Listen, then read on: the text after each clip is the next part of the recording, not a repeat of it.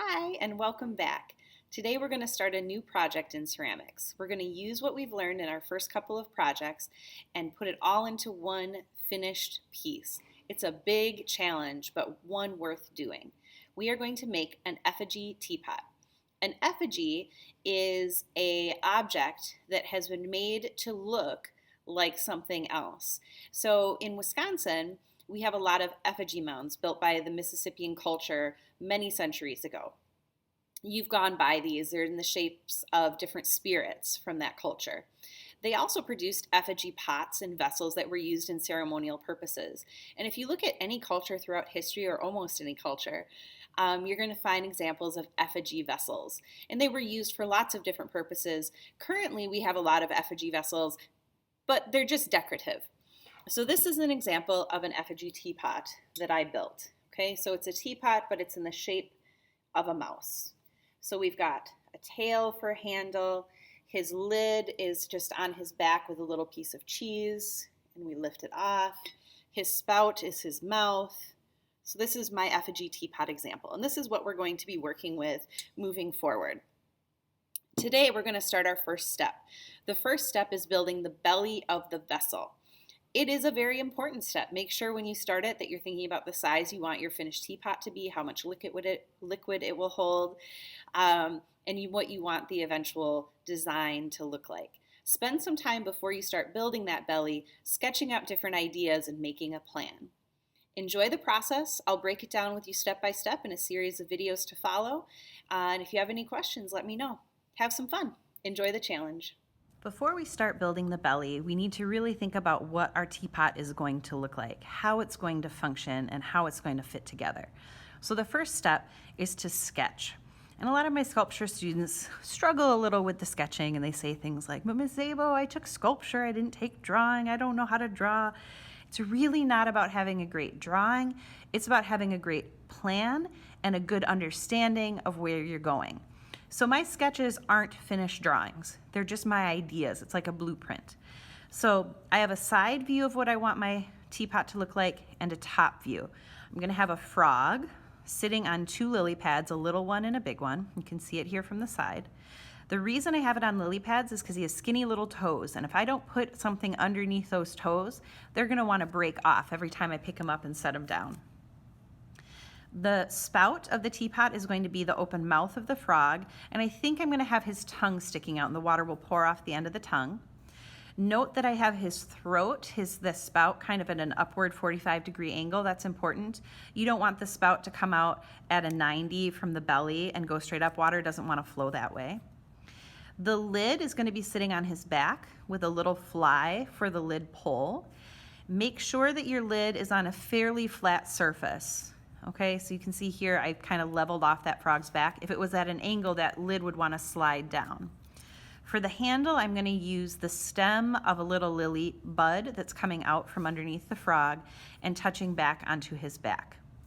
And here you can see a different view with the lid, the handle, the fly, just trying to think about what this frog would look like from different angles.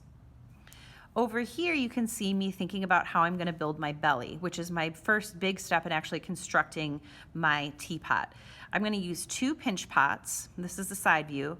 One that kind of fits right here on my piece and one that fits right here. So one's going to kind of lay flat, one's going to point up.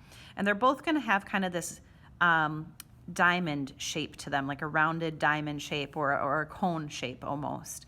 And then they'll meet in the middle here. And then my next step will be to build the head and the spout and attach it on this end. But right now I'm really just worried about this simple form of the belly.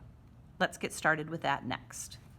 I have everything that I need set up right now. I have my sketches right in front of me, so I have those to reference as I'm making my shapes. I have my slip ready to go. So slip is just clay with water added. I have a tool that I can use nicely to do some blending, and I have my serrated rib tool, which is a great tool for scoring, so when I slip and score. When you're making your teapot, you need to think about the different forms that you're making and what clay construction method is going to be the best method to use to build that subject. So right now I'm building the belly of my frog.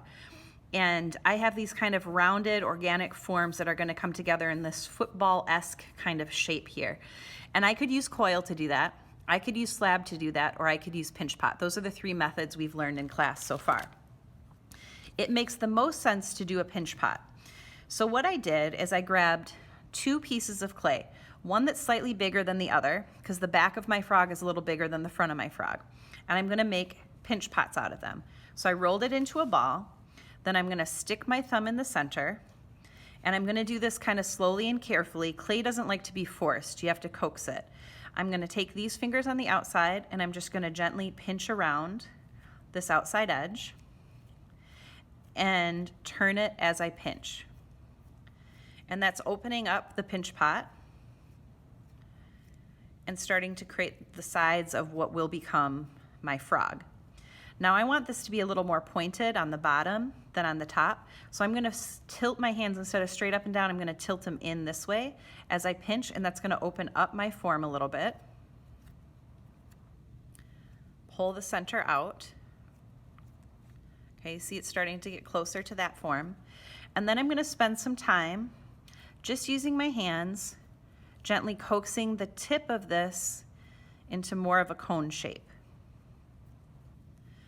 And as I tell my students when we do these projects and when we do our little mini animal, it's gonna look more like a potato in the beginning than a frog or a salamander or whatever it is that you are constructing.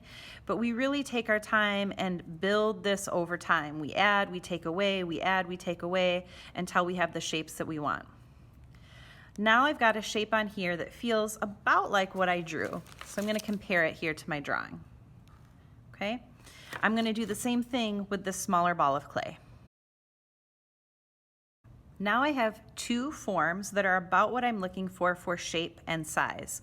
What I need to do now is worry about fit and thickness.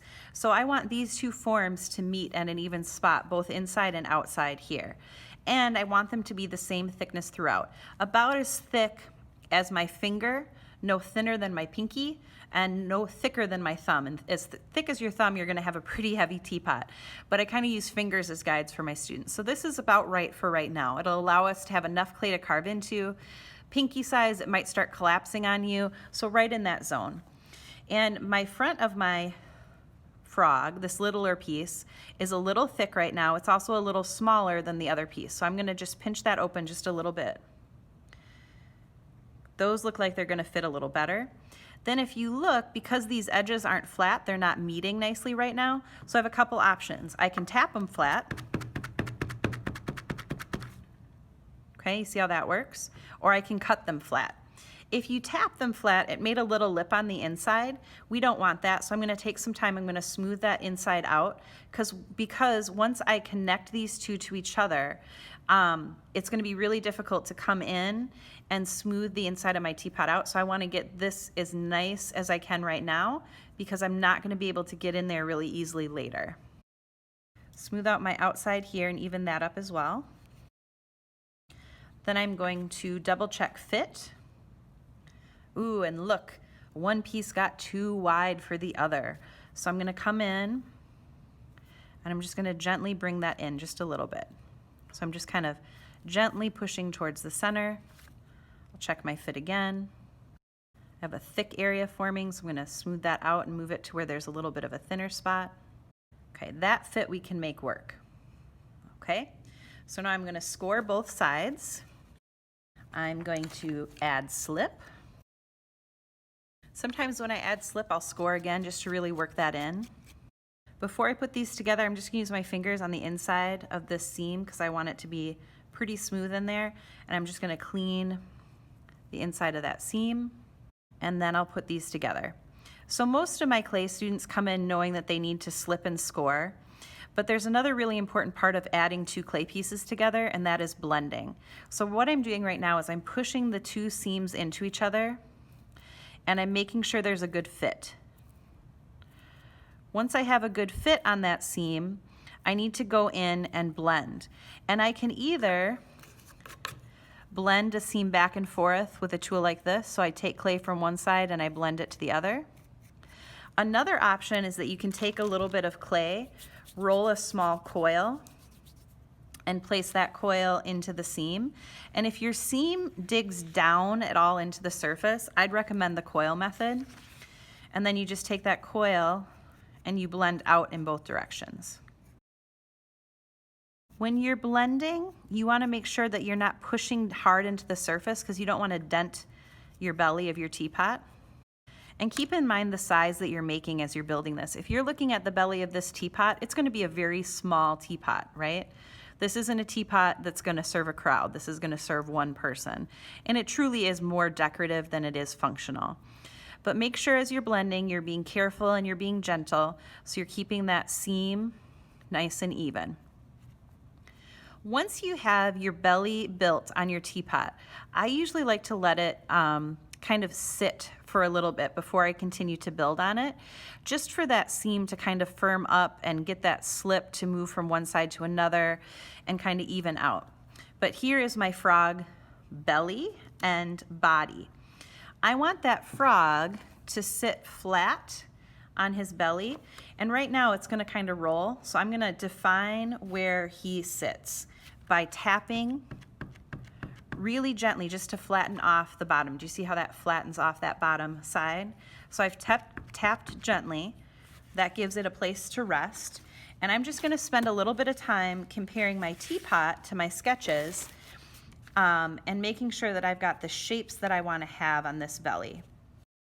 And I'm just using my fingers to gently move things around in different directions, modify it. I'm looking at it from the side right now. I've lowered my head to get the shape of the back right. And right now, it doesn't look like a frog, and that doesn't concern me. What I'm worried about is getting the shape of the belly right. It'll look like a frog as I add more of the pieces to it. You just have to have a little faith in yourself. It's okay if it looks like a potato right now, as long as you know that that shape is the right shape for the belly of your teapot and the design of your teapot. All right, so there's my belly. The back comes up here, flattens out. My lid will go here. My head and spout will go here. Legs in the back. My next step is going to be adding my lily pad to the base of this. And then my legs, my head and spout, and my tail. Or not tail, the lily stem for the handle. So there's the belly.